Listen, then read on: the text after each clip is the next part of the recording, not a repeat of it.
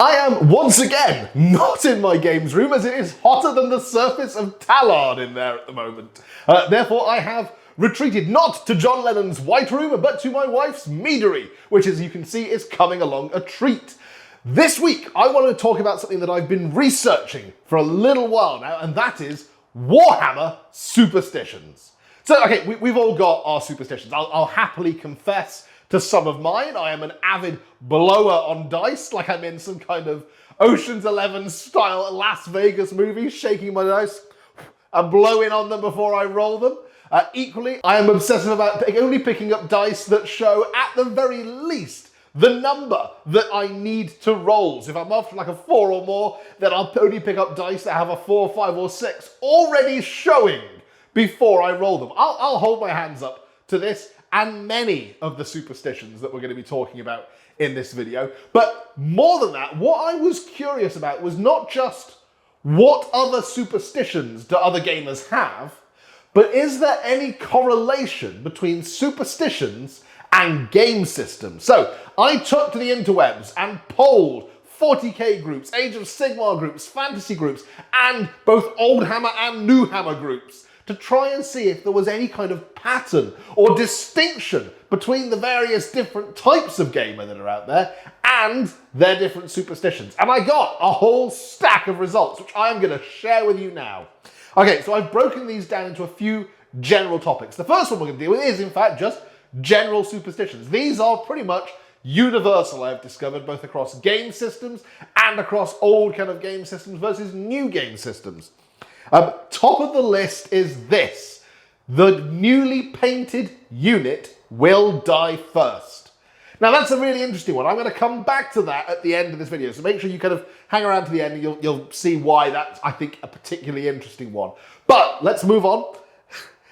Cold dice. Okay, so I'm not talking about temperatures here, although I have in the past gone, ooh, these dice have been in the car a bit, I'll stick them in my pocket and warm them up before rolling them. No, what I'm talking about here is if a dice is rolling particularly badly, generally speaking, across the hobby, it seems to be a commonly accepted practice to swap that dice out for one that will roll better. How and when that dice is swapped out, that varies from game system, but in general, it is the rule that if a dice is rolling poorly, it needs to be swapped out for a fresh substitute from the bench, as it were. Lucky models. Okay, so yeah, I mean, we perhaps all got our favourite model, the model we're particularly proud of having painted, or the model that, represents a character that we're particularly fond of on the tabletop, or even just a unit that we find particularly effective. It turns out that there is an ongoing trend, though, of lucky models. Models that aren't necessarily vital to the strategy or to the tactics of a game, or even models that people are particularly proud of having painted, but a model that they feel they have to include in their army if they're going to do well. Examples, I got Orc Shamans. The number of Orc players who go, I can't play without using my lucky Orc Shaman.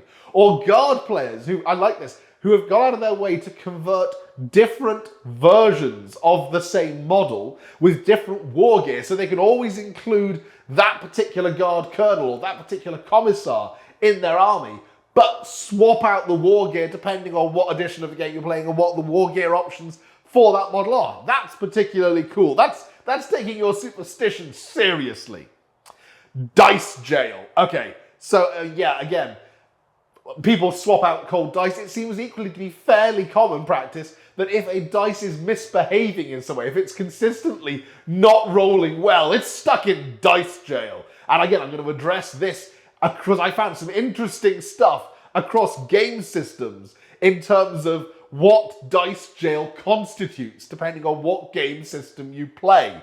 But generally speaking, and I'm guilty of this, if there is a dice that is not doing well, it gets told off, put to one side, and it is banned for the rest of the game. Dice jail is absolutely a thing, and it turns out, it would seem for some gamers, it's literally a physical thing. People who've gone out of their way to construct elaborate prisons out of, sprues or, like literally in one case, like a Playmobil prison, that they put the misbehaving dice in if they won't learn their lesson. Themed dice. So it seems to be a fairly accepted rule of thumb that having a dice that matches the army you are playing, like for example, if you're playing a Tau army and it's got the Tau symbol on there for the 6, that is generally going to be considered to be more fortunate for you than if you just used a generic off-the-shelf pack of dice. I say the Tau symbol on the 6 because that is, I stress, the only sensible place to put a thematic symbol on dice. The people who put the thematic symbol on the 1, just, my head doesn't work with that, okay? It has to be on the 6. Painted models do better. Now, whether this is perhaps just some kind of painted model snobbery, or maybe it's just perhaps you don't care as much about your models if they are unpainted, I don't know, but it seems to be a general rule of thumb across the hobby that if your models are painted, they will do better and perform better in-game. Rolling dice, because I mentioned this is a superstition that I already had, rolling a dice that already shows a 6. This seems to be a fairly common superstition, but what I came across during my research was the opposite of this, which is people who believe that if you want to roll well, pick up a dice that is already showing a 1, because it's got it out of its system, almost like it's a misbehaving teenager, and it's already rebelled, and now it's ready to show an alternative facing. That was an interesting twist.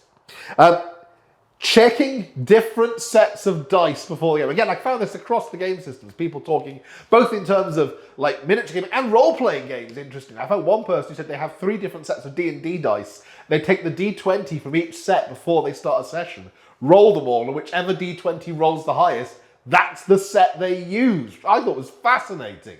But equally, it seems it's common where people have multiple dice sets. If they're not using a thematic dice set, that they'll take a dice from each set, roll them at the beginning of the game, and whichever one rolls the highest, or whichever the first one to roll a 6 is, that's the dice set that gets used during the game. I'm going to try that one, because I've got a few different coloured dice sets, and I'm guilty of the thematic approach, where even if the dice don't necessarily match an army, I will use my green dice for orcs, I will use my white and blue dice for my Nova Marines, I'll use red and black dice for chaos. I've got just a colour theme going on. But I'm now going to try rolling a dice from each set before the game, because the colour theme hasn't always worked for me.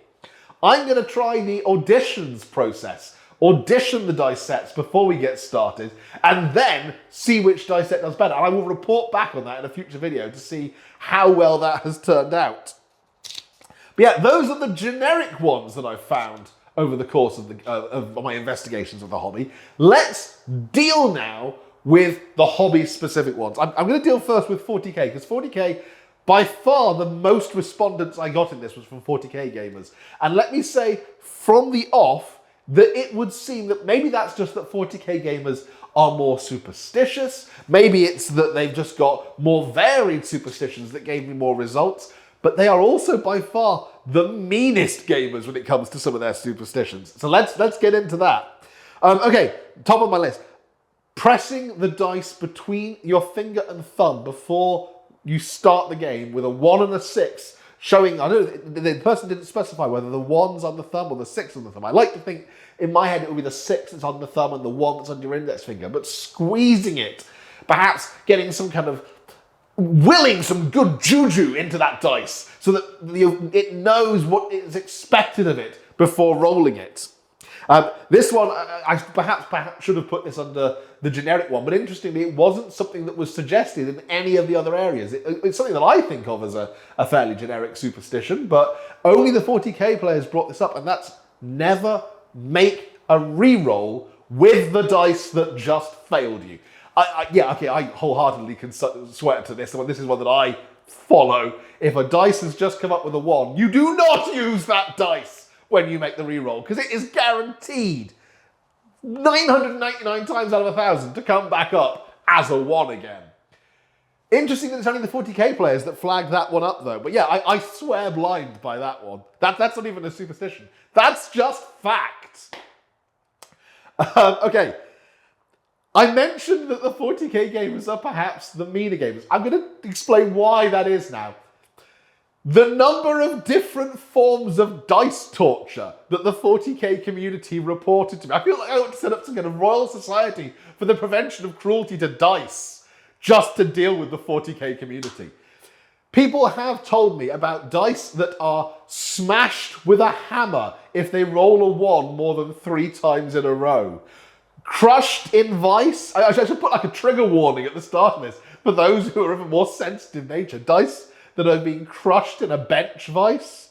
Dice that are melted in a microwave. That one came up quite a few times. Melted with a blowtorch. Can I just say, who's taking like a brulee torch to their gaming session? You're either like a really fancy chef, or you've really kind of, you turn up, lay out the accoutrements of torture next to your dice before the game. Like Crowley's plants from Good Omens, that they are both the greenest and most terrified plants in London. There must be games out there with dice that just shiver with dread in the drawer before they're taken out for a game. Dice that are thrown in the bin. Dice that are lobbed out of windows. I have somebody who said that he saves them until he gets home and then flushes them down the toilet. I'm not sure that's good for the sewers or the ecosystem guy, whoever, came back with that one. I can personally attest to a friend of mine, who I'm not going to name, but he knows who he is, who had a rule instituted at the local tournaments specifically because of him and his conduct towards misbehaving dice. And he is a 40k, and he plays other games, but he is a 40k player, perhaps first and foremost in my head. And that is swallowing dice. Yeah, I think you've probably not lived until you've gone to a tournament and the tournament organisers have had to write a specific rule in the rules pack to address you. Swallowing dice that misbehaved him on the promise that, they'll make their way out at some point. Yeah, there's dice jail, and then apparently there is like dice hostel or dice, torture chamber. Dice Kingdom Chamber of Horrors. Yeah, okay. So the 40k community, what, are you guys okay? Do you need a hug? I'm available for hugs if anyone in the 40k community needs a hug. Spare those dice. Maybe just give them a stern telling off. You can just put them to one side. You don't need to take a drill to them with, or attack them with pliers or whatever the other horrible things people have talked about doing to them. Don't trust gift dice. Now, this is an interesting one. This came up a couple of times in the 40k community. And I will mention now, in the fantasy community, the exact opposite of this came up. So this is an interesting dichotomy between the two game systems. But yeah, 40k gamers apparently are less trusting of dice that have been gifted to them by somebody. They will not use them for games. I guess they get relegated to a drawer somewhere, or maybe they're just given to opponents. Oh, you need to borrow some dice. Here, use these. They're cursed. Yes, speaking of which, cursing dice. I've got a few 40k players who came back and said that they specifically go... this must be a joy at tournaments, guys. Can I just say, your opponents must love you. Who go over to the other side of the table and specifically place a hex on their opponent's dice before a major game. I'm not sure that's even legal. I think that counts as cheating, surely. I don't know how you'd raise it with a TO. Excuse me. He's here, dribbling chicken entrails over my dice or something. Okay, moving on. Throwing dice. And we're not talking here about throwing out the window, but literally it would seem that there is a subsection of 40k gamers who believe that the harder you roll the dice, if you literally throw them at the table like they've wronged you in some way, that they will roll better. Again, I think this just comes under the heading of maltreatment of dice. Moving on. Oh, don't tell the dice. This is an interesting kind of. This is deceiving your dice. So again, the 40k players not trusting their dice. Don't tell the dice what number you need until you roll it. Until you've rolled it. So I fairly pick up my dice and I might go, okay, I need 3s, and then I'll roll them.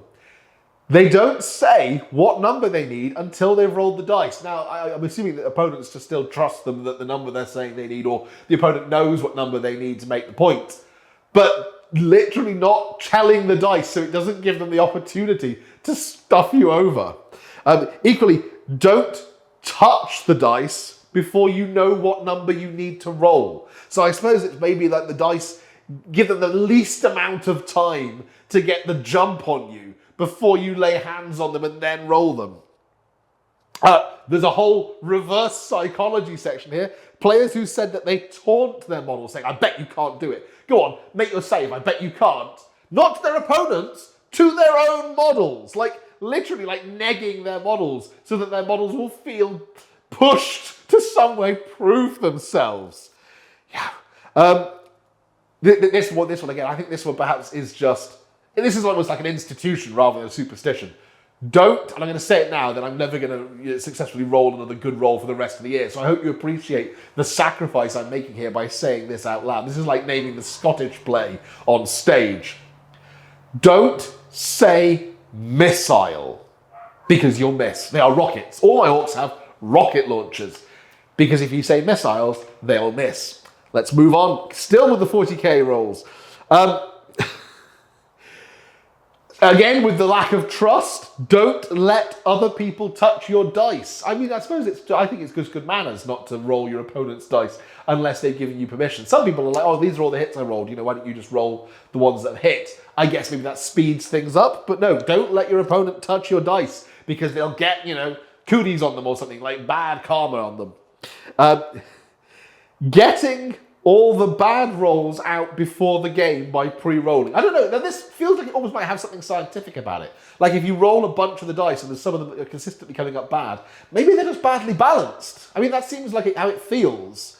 That feels less like a superstition and more like just good calibration. But yeah, don't use the dice until you've tested them before the game. I'm not guilty of the following, but I do understand the logic behind it. Setting all the dice to show one number on top. So quite a few people have suggested setting it up to show like a mid number, like a 3 or a 4. And equally, quite a large number of people suggested setting it up with 6s on top. The 3s and 4s, it seems, is, I suppose, so that if you need a number dice that's going to roll low, well, then they're there in the middle beforehand. If you need a dice that's going to roll high, they're there in the middle beforehand. Setting them up as 6s was best explained to me by 140k player as, it's like giving them their mission briefing. This is what they need to roll, and as long as every dice sticks to the plan, the game will go okay. I like that.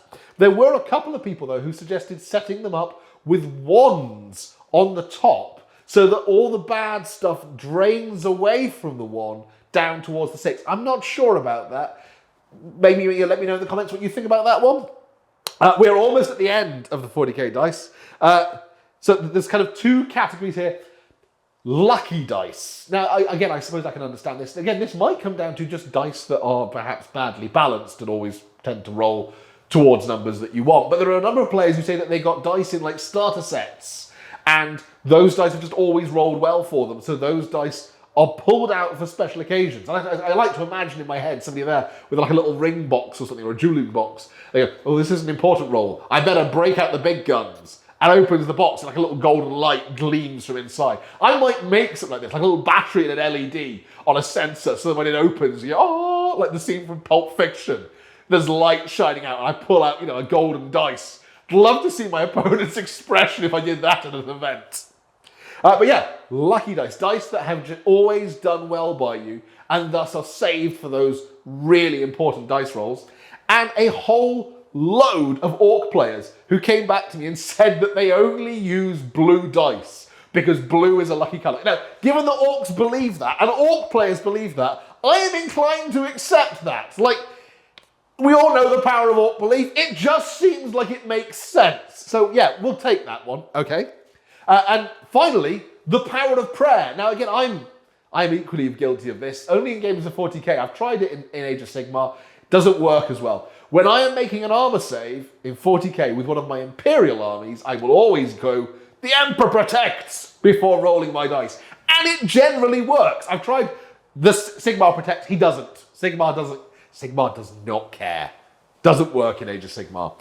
But yeah, there are people who said, that they'll like, on an important roll, they'll pray to Gork. Not Mork, interestingly. I asked about this. No, Mork is not. Mork is tricksy. Gork is reliable. So apparently you pray to Gork if you want to, I guess because he's brutal but cunning, as opposed to Mork, who is cunning but brutal and therefore can't be trusted.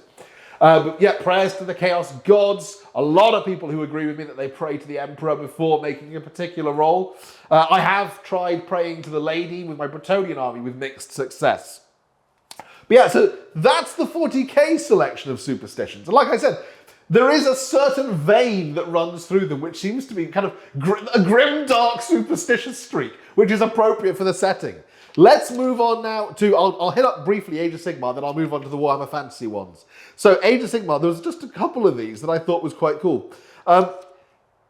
Using the good priority dice. So if you're rolling to see whether you get, to go first in the turn or second, or if you're hoping for that fabled double turn, if a dice rewards you in that way, then a number of Age of Sigmar gamers said that they then use that dice as much as possible whilst it's still hot. So like whilst it's still got some good energy in it. The other one that came out from the Age of Sigmar was keeping all of the dice stored when they're not in use, 6s side up, so that all the bad luck drains to the bottom, out of the dice. I like that. I like the idea that you keep the dice stored. I mean, I just tend to throw mine into a dice bag, or, they're just shoved in a Tupperware with a whole bunch of wound markers, and hey, so maybe I need to start treating my dice better. Maybe this is the alternative to the 40k, bash them, smash them, treat them like dirt. Age of Sigmar, no, treat your dice nicely and they'll look after you. I think that's an interesting alternative. Moving over to Warhammer Fantasy then, and to Warhammer the Old World. So some unique ones that kind of came up with this. Themed clothing. So people in particular who say lucky shirts, like if you are wearing a shirt with the army you intend to use on it, your dice will do better. Or equally, if you've got a particular item of clothing that you've worn during, I suppose this is like footballers and their lucky socks. If you've got something that you have worn during a particularly good game, and you wear it again, then that will carry that same good energy over. Those positive waves into the next kind of game that you play. This is a theme with the Warhammer Fantasies. It's more in the vibe of lots of positive waves, man.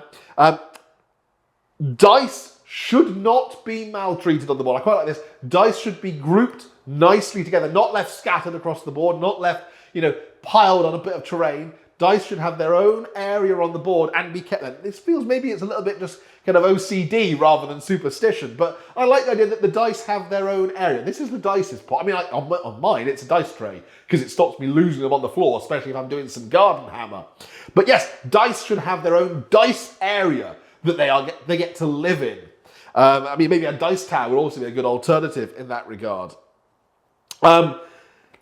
Rolling dice before the game until you get a snake eyes. So essentially rolling until you get a double one to clear the negative waves away from the dice. Again, I suppose that's quite cool rather than kind of just rolling the dice to get the bad luck out. You're rolling them until you've hit a particular mark that is like, the mark of all badness, unless you're making a leadership test, at which point you go, yes!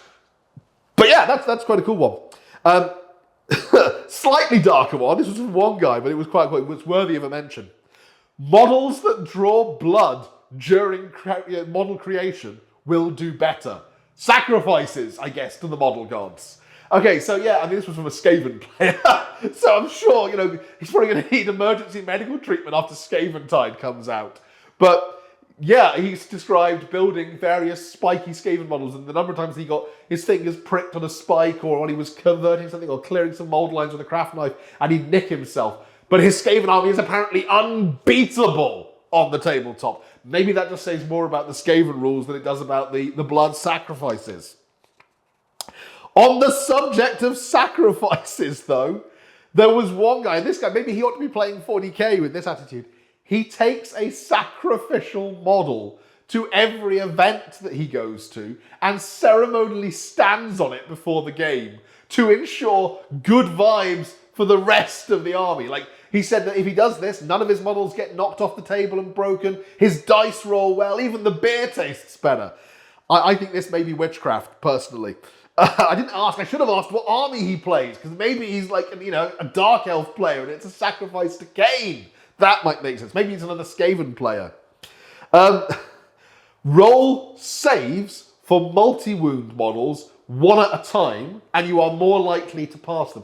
I don't know if this is a statistic thing. Statistics and maths hammer, I struggle with on the basis that I can add the numbers 7 and 3 and get 11 on a calculator.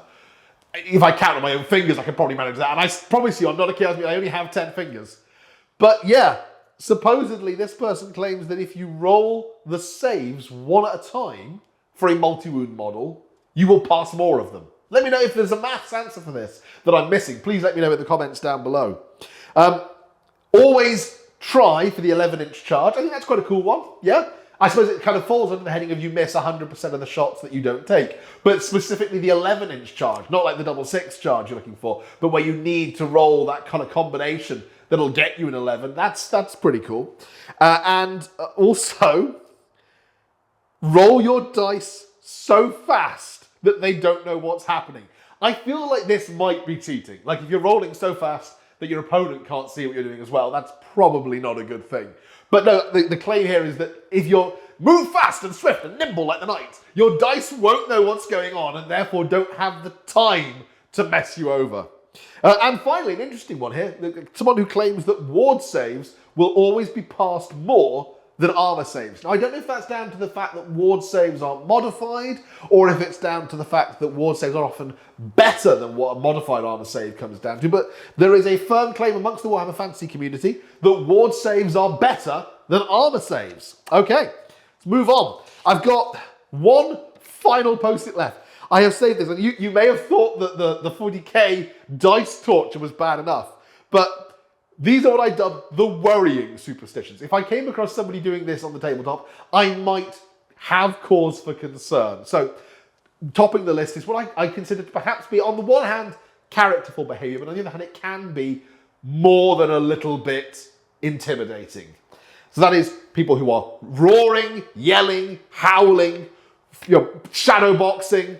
Supposedly, various people have claimed to me when I asked about their superstitions that they believe that doing so ups their energy, helps them connect with their models better, and thus they feel they roll better. So Space Wolf players who howl before they roll their dice. Khorne players who shadow box and howl for blood before they roll their dice. I mean, okay, you do you.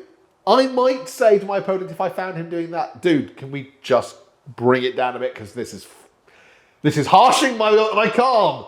I'm the first to admit that I'm a bit of a hippie, and that kind of conduct in the gaming hall would intimidate. But on the other hand, maybe that's the point of it. Maybe it is if your opponent feels more intimidated, that they make bigger mistakes. So it's not that your dice are doing better, but it's that your opponent is making more mistakes. Napoleon famously said, never get in the way of your opponent when he is making a mistake. I paraphrased it. I think he said enemy, but we're not going to talk about enemies here. We're all hobbyists together. And I also will hold my hand up and confess that I once played at a club night, the Battle for Ammon Hen, and I brought my sort of Viking war horn with me, and every single time that Boromir blew the horn of Gondor, we blew the horn of Gondor, up until the point that other players came over and said that the horn would be inserted somewhere I didn't like if I didn't stop. So I will hold my hands up that I am not always the most sociable of players in my own right. I will hold up my hands to that. This is the final and perhaps most worrying superstition somebody came back to me with.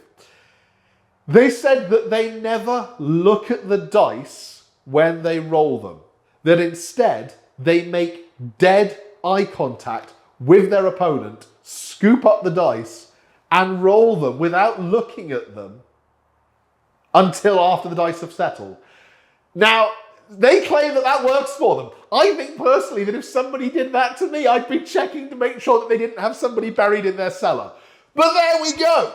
So, okay, takeaways from this. I suppose what I would say is it seems as though that I got more responses from the 40k community. Now, does that mean that 40k players are more superstitious?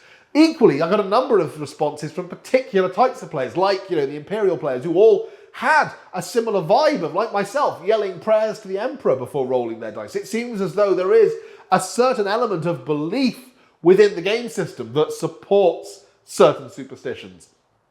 Orc players are on they're way out there with their blue dice. I'm just blown away by that one. I'm going to try that next time. Instead of using green dice, I'm using blue dice next time I use my orcs. We'll see how that goes. But also, like I said, the amount of dice torture that 40k players are indulging in, that's shocking to me. Final takeaway from this, and this is something I mentioned at the beginning of the video, I'm going to kind of come back to now, is newly painted models. This is a universal one across all game systems and eras. This one came back to me. Models that are freshly painted die first. I think I have an explanation for that. I've been racking my brains on it, and I think I have an answer. If I am playing a game against one of my friends, and they turn up with something freshly painted that they have never used before, that's dying first. Because I don't know what it can do. And if they've turned up with it happy and smiley and, they've put the time and effort in. To be honest, the more time and effort they've put into painting that, the more concerned I am about how destructive it is. I feel like perhaps the more time you invest in a model, the better that model is. So that model is going out first. And I think that may be universal across the hobby. I think that perhaps is the reason behind the truth of that superstition is that newly painted models die first. Well, on that bombshell, I'm going to stop for today. I hope you've enjoyed this. If I've not mentioned a superstition that you hold, please let me know in the comments down below. I'd be fascinated to hear them. I will be back on the Warhammer podcast next week. If you've not watched this week's episode, give it a watch. Myself and Sai were left unsupervised by Luke and therefore had all kinds of hijinks. Go over to the Warhammer podcast on YouTube and check that out right now because we had some fun this week. We're also going to be back next week talking, if you're an Age of Sigmar fan, we are talking Scaventide. We're going to be diving into the box and into the rules and kind of looking at kind of Age of Sigmar in general in 4th edition. So come and join us for that. Right, well, thank you very much for watching, everyone. As ever, I will catch you next time. Bye for now.